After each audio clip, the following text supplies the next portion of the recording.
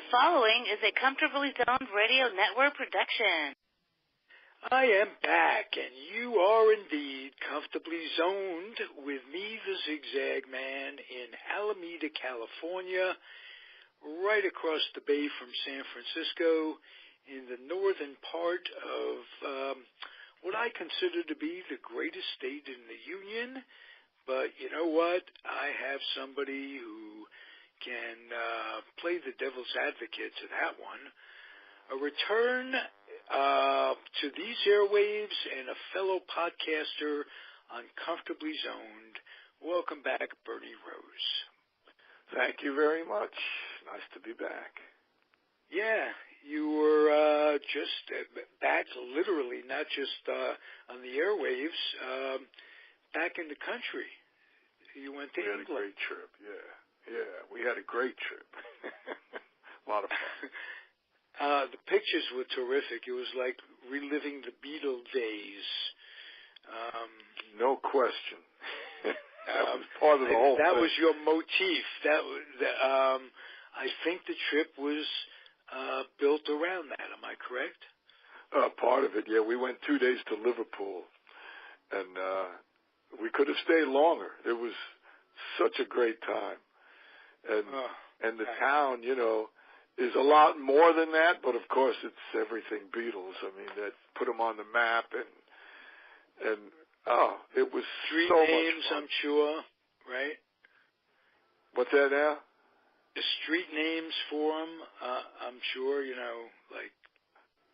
Well, you know, Ringo Avenue. That's interesting. I did not see Ringo Avenue and stuff like that. No, but okay. They've got the statue, you know, out for them down on the Mersey River. Right. And so may I assume that you didn't see a Richard Best Avenue either? Pete Best? No, we didn't. Pete Best. I'm sorry. Yeah, the fifth Beatle, I guess, the forgotten Beatle. But as it worked out, they did well without him. Well, the shame of it all was that they were just starting to get their record deal, and that's when they made the change. So it didn't work out for him, but apparently they felt that it was something they needed to do. So right. The rest was history, no? Yeah, and actually, he didn't really do too badly. He has certain infamy, if not being famous himself. Oh yeah. His family's got this huge Beatles museum right across from where they now have the Cavern Club. We didn't get a chance to go in there, but you know, and he's done things on his own as well. Of course, you can't compare it, obviously. No. But it did give him notoriety, and certainly you are correct about that. Yeah. So, Bon, let me first congratulate you. This is we pray in certain cathedrals. Ours is baseball cathedrals, and your Dodgers, albeit not successful so far, it's 0-2. They're in the World Series. Your first time in 30 years. You got to feel good about that. Well, the last two seasons, at least, you get there. You want to win one of them, at least, you know. And maybe they could get one tonight and get back on the winning track. I moved to Florida. And by the way, I love California. I wish I can get out there from time to time. Been a long time. And I love Florida just the way you do. We've talked over the years on Facebook. We both have our little Shangri-Las, our little terrific places with great sunsets, and it's wonderful. The weather, for the most part, is good. Advantages to each. You've been out to California before. I remember one time God, it must have been in the 70s. We've talked about this. Does time not go faster than we thought it would be going? Yeah, well, no doubt about that. Yeah, we hooked up in Sacramento back in the 70s. Right. Yes. That was a long time ago. It was definitely a long time ago. Bon, I want to ask you, I have this memory of you, I might have asked you before, of I'm coming home on leave, and or just before I went in the Air Force, you were playing a pickup softball game, and you slid into home and hurt your leg. Do you remember that? No. Okay. No. Really? Yeah, I remember that. I also remember your brother years before being hit with a baseball bat we were playing softball. I remember that. Yeah, he hit right in the head with that. I was right there. That was chilling. But I also remember you sliding in and just hurting your leg. It wasn't you didn't break your leg or anything, but you banged it up. That's what I remember. Well, that's entirely possible. You know, we used to slide even in the schoolyard playing stickball when we were running the bases, and it was on the cement. We didn't care. Right. How many cheese we tear up over the years. And It's interesting that you call it the schoolyard. This is in Jackson Heights, on 90th, between 90th and 89th Street, and Northern and 32nd Avenue. And it was called the schoolyard. Kids today, people that remember our schoolyard, remember it as the park more than the schoolyard. Yep. Even the reunion site is set up as the park. We didn't think of it. We thought of it as a schoolyard, as a concrete, park. You think there's going to be some greenery. Where we grew up, it was not easy to find greenery. No, you had to take a bus or a train or a bike ride when we were kids. Absolutely. Just to get greenery. The one thing that you love about Florida and I love about California is that we're surrounded by it. It's not a concrete jungle, and that's nice. What do you miss most about New York? Now that I think about it. Manhattan. I always love going up. I just have a ball going to Little Italy or the Village or Central Park, and just walking around, I love to go up there. I really do. And if it wasn't for cold weather, I'd probably still be there. It's the energy more than anything else that you can't replace that wherever you live. It's wonderful that way. We went back a couple of years ago now, and I was so impressed with Central Park itself. Living in Queens, growing up there as a kid, not having access to freedom, getting into the city was a little tough, so I never really developed an appreciation for that great expanse of grass and Central Park. It had all kinds of different things going on. That in itself, the food in Little Italy, as you say, I miss that a lot. The food, the nightlife, the flow, of people, the energy, like you said. There's really nothing like it. And just being in London recently was kind of really neat. In a lot of ways, it was the same. And the last time I was in London, I didn't feel that way so much. I couldn't find nightlife. I guess we were, other than going to a show, where we were, when you got out in the evening, you didn't see anything. But, we found some areas now, and it's alive. The city's alive, and you got to love that. We had a ball. What does your, getting off the subject, because I can't help but think we're consumed now with news of this administration, and I'm worried how we're perceived in the world as a country. Has Europe lost all respect for the country? Are they putting it into perspective? This guy's just going to be here for a while. This isn't permanent. He may be nuts, but he's going to be gone one way or the other. Or are we just damaging relationships with not only ourselves, but the world around us permanently? We going to recover from this asshole?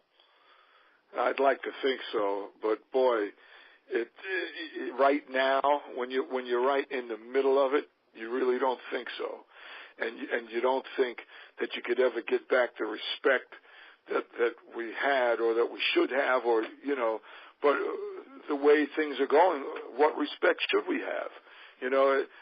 He has totally destroyed any goodwill to so many of our friends and allies, if you will.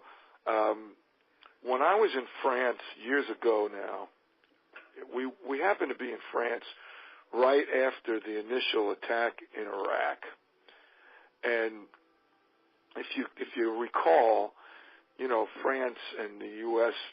were at odds about going in there. France did not agree and didn't. And then it's when they started with the freedom fries, how ridiculous was that? But, we won't even call them French fries anymore. But we talked with people in France. This time around, a whole lot of political banter, if you will, didn't happen. We were in a taxi cab in France back then, and we shared a table with a young French couple. I was a little younger then, too. I think I was just in my early 50s. As a matter of fact, I was. Because that was 2002 when we did that, or 2003, whatever it was. And so we had some talks, and this time around, though, it really didn't come up. But just from watching the news, and at least you can watch the news in England, and it's the same language. I had a problem with French television because I don't speak French. But no, I'm sure they know it. We got to get rid of this guy, and when we do, things will go back. Bush was not well liked in a lot of quarters when they went into Iraq, and people spoke about it to us, on that trip. But what happened? As soon as Obama got in, right? You remember. Oh, yeah. And has there been a more respected president you can think of in our lifetime than Obama? I mean, or not just a president, a human being. Yes. You wouldn't want this guy, even if he is the president, you wouldn't want to sit down with him. You wouldn't want to have him in your house. He's despicable. His ideas are despicable, and it, reminds me. I hate to say it. There's a Nazi thing going on with the repressing the news. And there's no question. I mean, that's what. Yeah, go ahead. I'm glad you're reacting that way, because I don't know if it's just me being paranoid, being we're both Jewish, and we got a lot of stories in our family to tell about what went down not that long ago, and this reminds me of 1935 in France, Germany. He's doing a lot of the things that Hitler did. There's no question. Before Hitler, he got stranglehold on the whole country when he was first just elected, and he was not the Führer, and he wasn't what he became. But it didn't take long, and it started with the tearing down of the media, which is what he's tried to do from day one. This president of ours. Right. I mean, he made the trains run on time, and that impressed folks. And I think it's along the same lines that Trump is getting people jobs that may be dangerous to their health because all the EPA has been ripped out from under us. He's screwing the ecology. Big time. Every day is something else that makes you wonder. All these bombings and stuff, he never once had the decency to call any of the folks involved and say, we're working on it. I don't agree with you, but I didn't want this to happen. I accept some responsibility for riling up the troops, if you will. And it turns out never going to accept responsibility for anything like that. But a phone call, a phone call just to say, thinking about you. That's a statement of any kind of, positive means in a direction to a positive place where he just doesn't want to go. It's just lie after lie after lie after lie. It amazes me that what is is it up to 45%?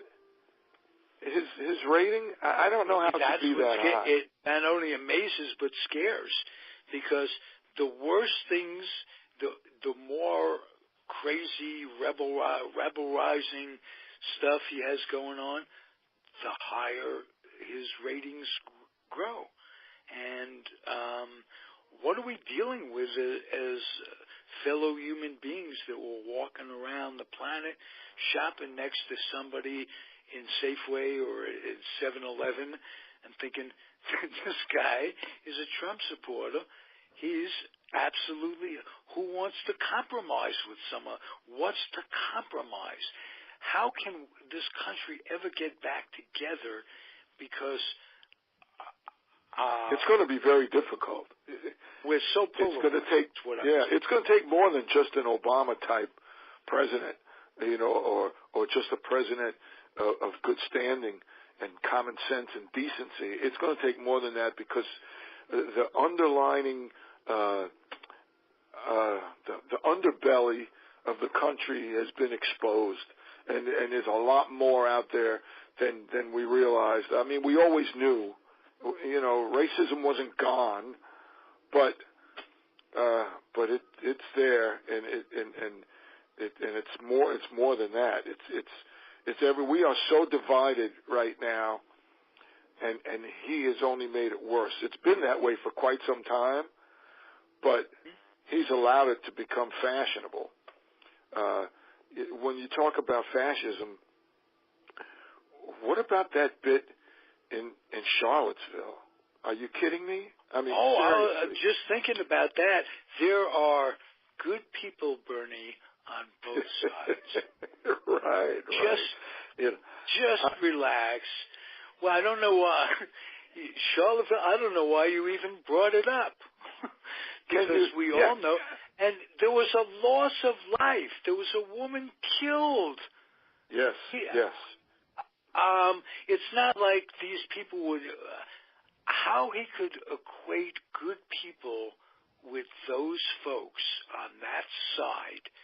What good are they in any... Where's the good? And have the nerve to represent the United States of America with the Statue of Liberty that says we're going to welcome people in, we're going to be a melting pot.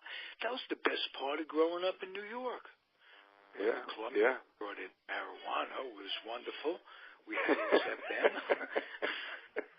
It wasn't bad, was it?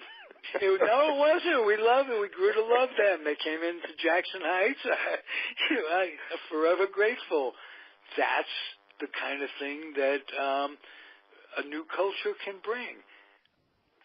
I'm only serious. But where were the rest of the Republicans? Forget everything else for just 1 minute.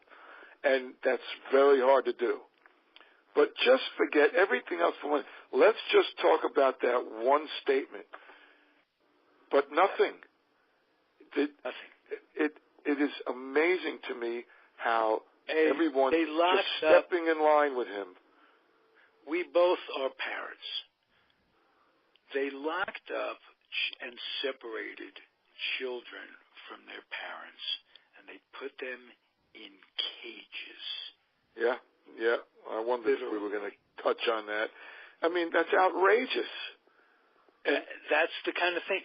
So I don't know why we continue to, and I'm not just saying you and I, collectively as folk, why we continue that it would be to expect that he's going to one day come out and say something that's humane, that when he says it, it isn't for his own good. When he told the country that Dr. Ford was very believable and very sincere, and things to say. I was out of the country. And he came out a couple of days later and said, "I said those things to get Kavanaugh passed," which is another thing to talk about.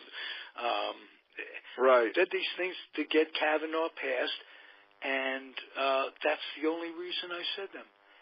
And nobody turns around and says, no Republican, no Graham Lindsay, any of these people that claim to have been friends with allies of McCain and who would cross the aisle and was a hero, and the things he said about McCain, and every day it's just you don't know where to start, and you don't know where to stop with this guy. You don't. It just goes on and on and on. And it's been getting worse and worse and worse. And he now is the pinnacle of division. And it's something that is going to take a whole lot of something to get past this. The lies and the lies just go on and on and on. Even just recently, we're talking about in the last couple of weeks, anything, it's just proven, anything that he can say just so the votes will come on his way. And I don't know how these people buy all this stuff. All of a sudden, there's a 10% middle-class tax that's going to be voted on within the next 10 days because Congress is not even in session, and there is no such bill. That's like saying, isn't this nice? We'll get this passed or whatever. Vote Republican in the midterm. I think it's desperation. Saying something like that is absolute desperation. And then he said something that we didn't really get a grip on. Didn't he say that Comey and Mueller, he had tapes of them or pictures of them making love? Did he not say that? I missed that one. Yeah, I Googled it once, and it came up that he said that, and FBI has no knowledge of this. They've never been able. That's what it came out. Google that. He alleged that Mueller and Comey, and I don't think he wasn't just being figurative. He made a literal. I got to look that up. Google that one. I was, before we took our trip, I was just so, I've been this way for some time, so freaking disgusted that I tried to not watch. I tried to stay away from it. Then I was out of the country for 2 weeks, so that whole Kavanaugh thing with Ford and the whole, we missed all that. him crying and yelling and screaming, and I didn't really go back to look for it when I came back either. I mean, I heard about it, I know about it, and even when I first got back, but now I'm slowly, getting back into my normal routine of keeping up and watching, and reading and stuff. But that one got by me. Yeah, that was a good one. It's incredible. Every Democratic senator has signed up for open borders, the new open borders bill that's coming. Every single Democratic senator. There's no such bill. There's no such, and people, but I don't get how they take everything he says or everything that's on Fox News, and that's been going on for 30 years. So, as verbatim, I don't get it. Either people are just, and I don't want to, I don't really care who I piss off at this point, are even more stupid than I thought they were, or they just believe, whatever they hear on Fox News. I don't get it. Yeah. Well, what I don't get, and we touched about the ecology, what I don't get is that anybody does, the common denominator with all of us is got to keep the earth alive, right? No right, earth, exactly. And if you care about the future of the country, and most people have kids, but even if you don't have kids, I mean, the future of the country, the future of the world is at stake. Wouldn't you even want to take one look into this, and possibly think maybe we need to be doing something? What are you touching about on ecology, touching on science, which he never does. He doesn't believe in science. And no. That's scary. He only believes in the almighty dollar and himself. I've never seen, I might have seen a narcissist as bad in my personal life, but out there, I've seen some, but this is the biggest son of a bitch narcissist I've ever seen. But you've seen some narcissistic folks, Barn. Oh yeah. No question of that. But I'm just saying. He's the biggest one. Have you ever seen anybody who he just wants to make money? That would elect a man. He was accused of statutory rape of a 13-year-old. I don't even think it was statutory. 13-year-old woman had a lawsuit against him while he was running for the United States presidency. And he gets elected because people vote with their pocketbooks or feared they're going to get another job. Well, they've been doing a great job, the Republicans, for years of convincing their constituency to vote against their better or their own interests. And I really don't know how, except they don't expose themselves to any other outlet of information. I have tried to even watch Fox News for a few minutes here and there. I try at least, but just to see what the other side is saying. But I can't stay on very long because it's the insanity is just incredible. But this is what we're faced with, and it's not just campaign reform. It's so many things. I used to think all we had to do was have campaign reform and get rid of Citizens United, and you watch how things are going to come back to a more reasonable way of working. But it's gone way too far. The religion and politics, the racism. How do we get rid of all of this? Is there a way? I don't know. We have both of us collectively are just voicing the opinion of mankind? How is it going to change, and what is it going to take? And is he going to strew up some kind of crisis that will bring us together for the wrong reasons, like a war? Well, yeah. A lot of people were thinking that right off the bat. I'm not so somehow, some way, he's managed to avoid that in 2 years, which is frankly shocking. Yeah, but maybe look what somehow, he's some way, somebody's gotten to him. Self-respect. He goes to Putin. He says, anything you want, you got. I know you couldn't have been more nice.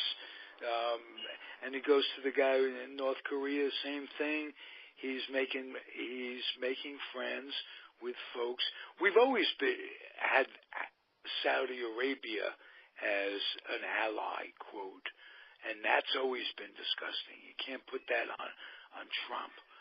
No, you can't. You can't. Well, no, there's a lot of things that this country, this government has done that you should not be standing up for over the years. And Trump has only been here for 2 years, but right. Boy, he's making huge waves. It goes back to our founding fathers who were slave owners, and absolutely the way we treated the Native Americans and all of that. So I think prejudice may have been not in the DNA of some of these folks, but it passed down from generation to generation to generation. Absolutely. I gotta turn this TV off from the other room. It's funny that you brought that up because Dances with Wolves is on the TV in the other room. I turned it off. I forgot to turn the TV off. Which I love that movie, by the way. But anyway, no, it's quite unbelievable what has come up with the racism in this country, and you're right, it's been there from day one. Can we talk about Colin Kaepernick for a second? Oh, absolutely. Just the way there are people that think that it is an American flag thing, and it's a protest. How could they all get off on the wrong thing? Not just an American flag thing. They think it's disrespecting the armed forces and all the people that died fighting in wars for this country. It was never anything about that. It was never anything close to that. But all they have to do is start this spin, whether it's Colin Kaepernick, whether it's the government, whether it's, Charlottesville, whatever it is, they just buy it. And it's just shocking to me. Do we not recall all the shootings that we saw by police of people of color on our televisions in the last few years? In the back. In the back. A young woman driving to Texas for a job, pulled out of her car and harassed to the point where they throw her in prison, kill her, and say she hung herself. Is anybody really going to believe that? Baltimore had the same thing. They'd arrest people and they would mysteriously die in the back of the van on the way to the police station. That whole thing was about injustice to minorities, or if you just want to say to people of color, however you want to put it. I agreed with it 100%. But you know what? When it first started coming out and people on the internet were talking about it, I got involved in a couple of conversations, and I just said, I can't talk to these people. They were so off track that you have to sit there and think, well, they've got to be racists. How could they not see? But, I don't know. I don't know that I want to sit there and just start calling everybody a racist. But blind. I could sit there and call him blind. How do you not know what that was all about? At this point in society, it's been in all the papers, And how do people use the excuse of patriotism for this? I don't understand. And if you want to talk patriotism, that's not what this country was supposed to be born on. And then he comes out and says, well, nationalism. I'm all about nationalism. I got news for you. It's a world we live in now. If you want to... Right, he came out, I'm with the nationalist movement or whatever. And that's not a good thing. That's fascist. These clowns that Kavanaugh's involved with. And we want to get back on that.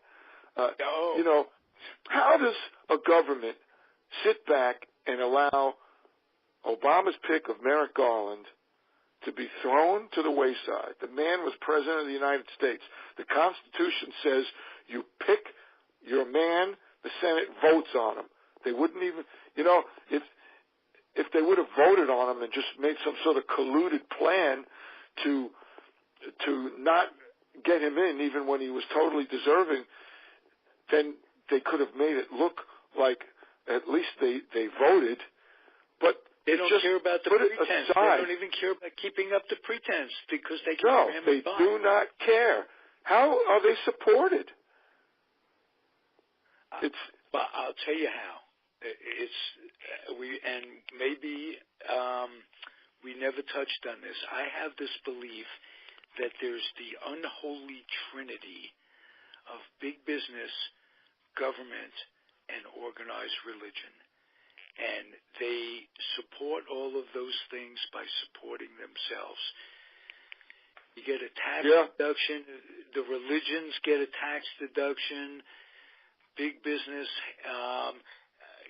gets stuff from the government. The government works. You got Trump now has business interests in countries that he's deciding how to deal with. He has his own personal business interests. Even Cheney. What about the Emollients Clause? He's never divested himself of any of these things. Right. Even Cheney divested himself if he put it in a blind trust. How blind is it? We all know. But that's not the point. At least, again, the pretense. Make us feel good. Give the stuff to your sons who go out and sit there while an animal gets killed. Well, an exotic animal gets killed. They not only kill it, they stand over it and gloat and take pictures. I just saw something about him, and I don't know whether it's true or not. I just saw something, and I don't want to take it as truth until I know. But did he now make it okay to ship in elephant parts to the United States that used to be illegal? If I'm not mistaken, I think that's the case, and that goes back. Everything Obama did, he wants to turn back. What any good Obama did for ecology or health care, he hates those people with such a not only Obama, he hates Hillary. Could you imagine he doesn't take responsibility for riling people up? They send Hillary a bomb, but at every campaign rally he makes, 2 or 3 a week. Yeah, it all ends ridiculous. String her up, jail her, suspend her. Lock her up, Lock her up. Yeah, that's it. And he doesn't put 2 and 2 together that's going to inspire people to be heroes in their own mind. Can you imagine this schmuck who's the bomber thinking, "Why I couldn't get these things to go off? It would have been so great. I would have pleased the man I love." So how far up Putin's ass do you think he is? I mean, well, it's all just speculation. But are you not convinced? that he's so totally involved with money laundering with the Russians. I mean, oh, no question, and with collusion to fix it. I hope because whatever Mueller comes up with about that will go for naught unless the Democrats win the House. Yeah, because here's the thing. This is the worst part of the whole thing. The investigation goes to Congress. Right. Correct. And then it goes to the Senate, and no matter what, the Senate has to approve it by 2/3 if they're going to impeach him. Well, so forget about throwing him out of office for the moment. I mean, that would be. I'd love to see it, but Pence might be a bigger asshole than Trump. That's another thing. Pence is not only ideological poison. His ideology really sucks. He wants to go back on Roe v. Wade and all that stuff. But he's like Johnson to Kennedy. He has the ability to get shit done. So, because he can go, he knows how the traditional political way of charming Congress and all that Trump doesn't care about. So, Trump hasn't hurt us on certain levels that Pence can hurt us on. That happens to be true. And you've nailed some of the reasons right there. It's just. But at this point, I'll still take my chances with Pence. I didn't say that until he looked in the camera and he said those nice things about Dr. Ford, and I said, "Wow, I think there's some heart to this guy. Maybe there is." He's just a great actor because. The next day, after Kavanaugh gets approved, and if you think she's at all credible, he can't be approved. And if anybody thinks, well, I say you, anybody out there, if anybody out there thinks that he has the demeanor to be a Supreme Court justice, oh my God. I hear you. This guy says to the senator, who just says, do you think you have a drinking problem? Do you? Comes like the woman senator whose father was an alcoholic. He's 90 years old, and he goes, do you? He said it in that nasty way that. I know. It's just. And then they approved him.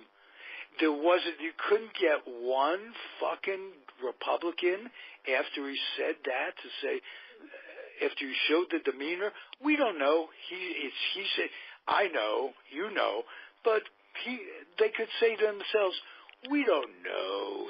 They're all evil. Mitch McConnell, are you kidding me?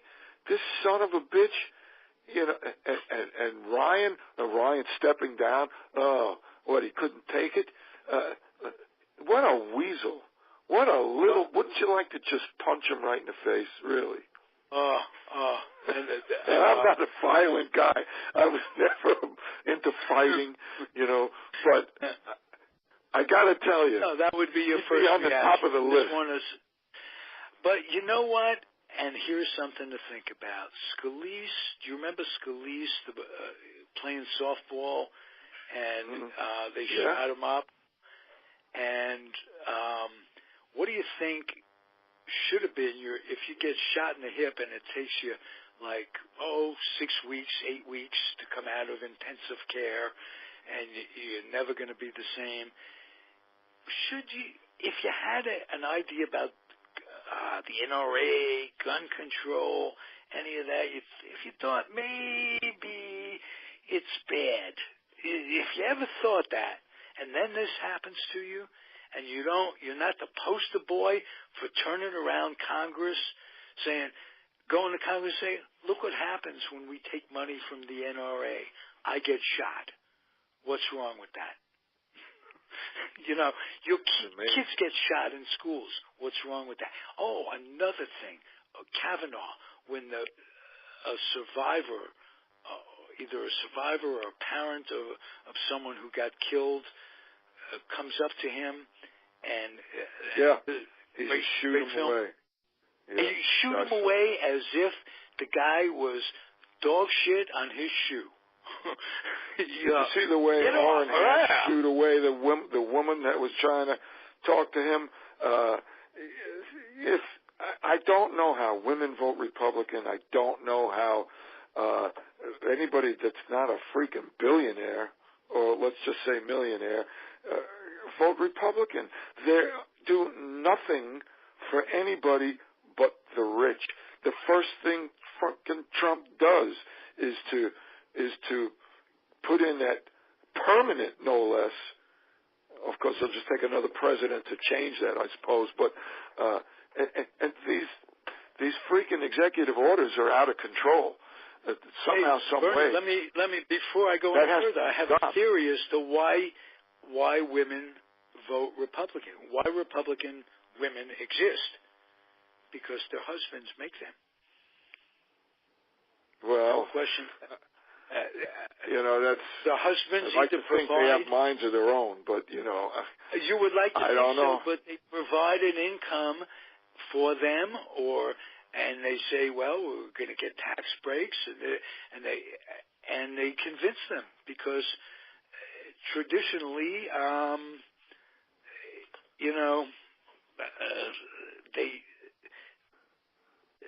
they're subservient. I hate to say that, but maybe on the Republican side, on the Republican side, yes.